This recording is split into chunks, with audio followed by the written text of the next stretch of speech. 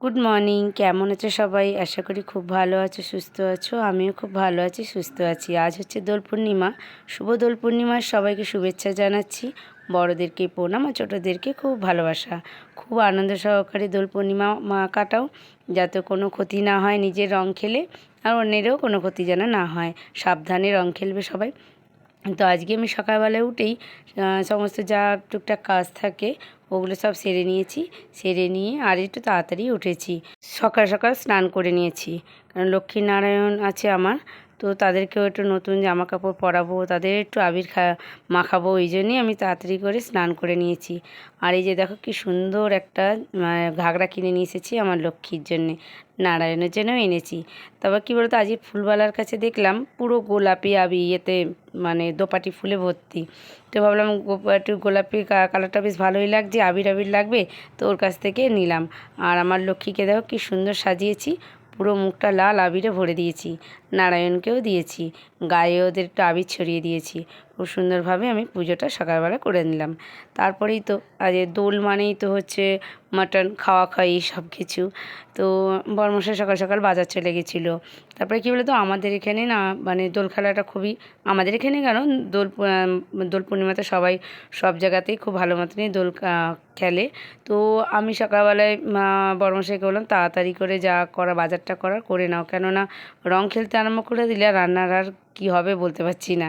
তবে যাবো একটু কাকার বাড়িতে, কাকার বাড়িতে গিয়েও রং খেলবো।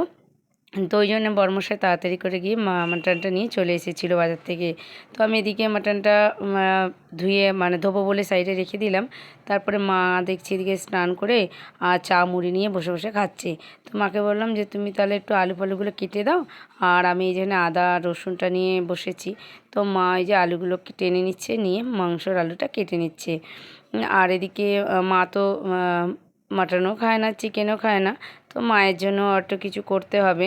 তো বরমাসাইকে বলেছিলাম ছোট ছোট যদি মাছ পাও বাজার থেকে নিয়ে আসবে। মা আবার বড় মাছও খেতে চায় না, তার জন্যে বরমশাই গিয়ে ছোট মাছ আর কী পাবে, তো ওই জন্যে গিয়ে মোরলা মাছ নিয়ে এসেছিলো মায়ের জন্যে। তো মা বললো মোরলা মাছগুলো একটু আম দিয়ে, সুর করে আম দিয়ে একটুখানি আলু দিয়ে তেল ঝাল করলে তাহলে ভালো লাগবে, একটু টক টকও লাগবে। তো আমি এখানে মোরলা মাছগুলো একটু হালকাভাবে রগড়ে নিচ্ছি। দেখো কী সুন্দর সোনালি কালারের সব, সোনালি না, রূপালি রূপালি কালারের আঁশগুলো বেরোচ্ছে। তবে এই ছোটো ছোটো মাছগুলো এখন বটি দিয়ে পিট কাটতে গেলেই অনেকটাই লেট হয়ে যাবে। ওই জন্যে আমি হালকাভাবে কিন্তু রগড়ে নিচ্ছি, রগড়ে নিয়ে ভালো করে এটা ধুয়ে নেবো। মাকেও দেখতাম মা এরমভাবেই ধুয়ে নিত। আর এমনি তো মাছের কোনো সেরকম তেল পটকা ফটকা ভেতরে সেরকম কিছু থাকে না, অল্প পরিমাণে হয়তো থাকে। ও ভালো মতো রগড়ে, যেগুলো একটু বড় বড় আছে তা সেইগুলোর পেটটা একটুখানি আমি গেলে দিচ্ছি। আর ছোটোগুলো তো ওটা আর কিছু করছি না, ওগুলো হালকাভাবে এরকম ঘষে ঘষে তুলে দিয়ে ভালোভাবে ধুয়ে নিচ্ছি। তো চলো, এবার মাছটাও আমার ধোয়া হয়ে গেছে। আর এদিকে না মা একটুখানি ফেনা ভাত বসিয়েছিল, ফেনা ভাত বলতে এই আলু সিদ্ধ আর ভাত বসিয়েছিল, কারণ সকালবেলা সবাই খেয়ে দিয়ে তারপরে রং খেলতে যাবে। তো আমি বললাম যে তাহলে কটা মাছও ভেজে দিই। আর আমি মাছ ভাজতে ভাজতে নিচে খুব চেঁচামেচি হচ্ছিলো, তাই দৌড়ে দেখতে এলাম। আর নিচে সবাই মিলে রং খেলছে, আর নিজের মনটাতেও যেন কেমন একটা হচ্ছে, যেন বেশ ছোটোবেলার কথাগুলো মনে পড়ছে।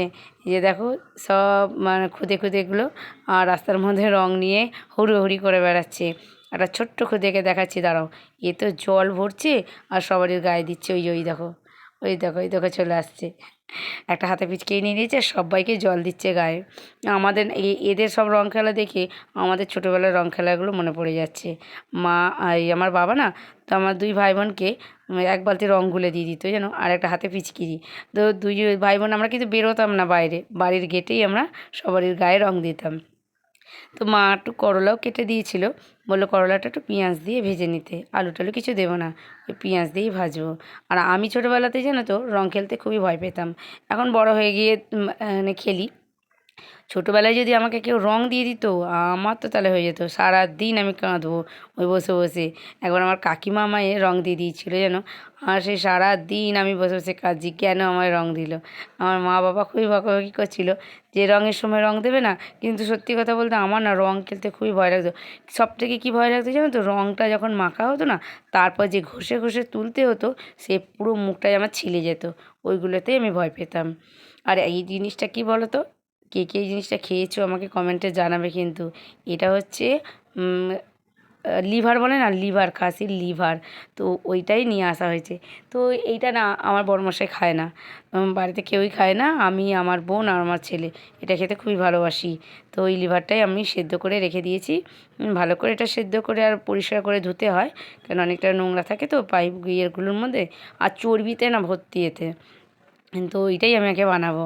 তো ভালো করে পেঁয়াজ আর একটু টমেটো ভেজে নিচ্ছি, একটু নুন দিয়ে দিলাম, কেন পেঁয়াজ টমেটোটা না নুন দিয়ে দিলে একটু নরম হয়ে যায়। আর একটু আদা রসুনের পেস্ট করে রেখেছিলাম, সেটা দিয়ে দিলাম, ভালো করে মশলাটা কষিয়ে নেব। তবে আজকে আমি আর দোল খেলাটা হয়তো তোমাদের সাথে শেয়ার করতে পারবো না, কেননা এখন আমি যে এখন রান্নাটা করেই আমি দোল খেলতে নেমে যাব, তাহলে কখন আমার কোথায় আমার ফোন থাকবে, কোথায় আমি থাকবো আমি নিজেও জানি না। হ্যাঁ, মানে এরমভাবে এখানে দোল খেলা মাখামাখি হয়।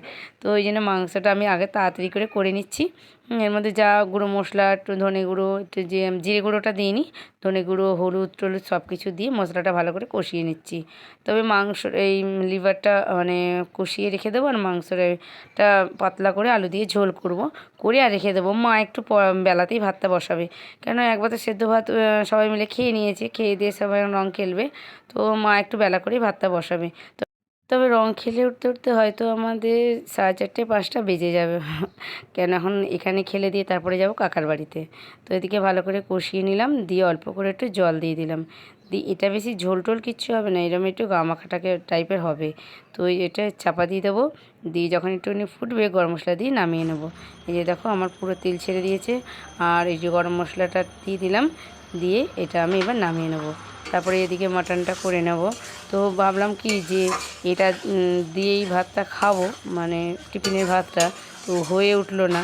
ওই জন্য আমার অনেক খিদেটাও অনেকটাই পেয়ে গেছিলো। তো সবাই খেয়ে নিল ফেনা ভাত, তো আমিও খেয়ে নিয়েছি। খাওয়ার পরে তারপরে আমি এই রান্নাটা কমপ্লিট করলাম।